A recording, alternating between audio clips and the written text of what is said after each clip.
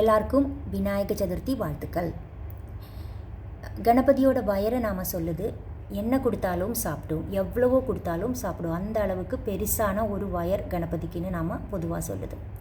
யதார்த்தமாக அது என்ன ரெப்ரசன்ட் பண்ணுதுன்னா, இந்த உலகிலே இருக்கிற நல்லதும் கெட்டதுமான எல்லாத்தையும் சாப்பிட்டு எரித்து அதை இந்த பிரபஞ்சத்தில் கரைக்கக்கூடிய ஒரு பவர் ரெப்ரசன்ட் பண்ணுது.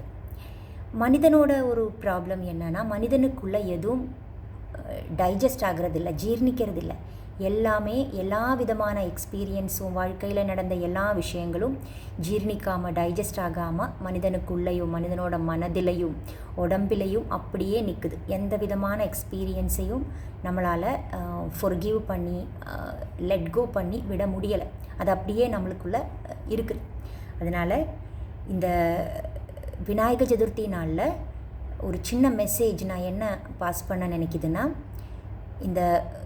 இந்த மாதிரி விஷயங்களை, இந்த மாதிரி நம்மளுக்குள்ளே ஜீர்ணிக்காமல் இருக்கிற எல்லா விஷயங்களையும் கடவுளுக்கு சரண்டர் பண்ணி நல்லா ப்ரேயர் பண்ணி இனி வரும் நாட்களில் எல்லா விதமான சந்தோஷங்களும் செல்வங்களும் எல்லாருக்கும் வந்து சேரட்டும். எல்லாரும் இந்த விநாயக சதுர்த்தி நாளில் கணபதியோட வயரை நினைச்சு நல்லா ப்ரேயர் பண்ணி நம்மளுக்குள்ள டைஜஸ்ட் ஆகாமல் இருக்கிற எல்லா விஷயத்தையும் கணபதிக்கு சரண்டர் பண்ணி வாழ்க்கையில் முன்னேற்றத்துக்கு வாங்க. Once again happy Vinayaka Chaturthi.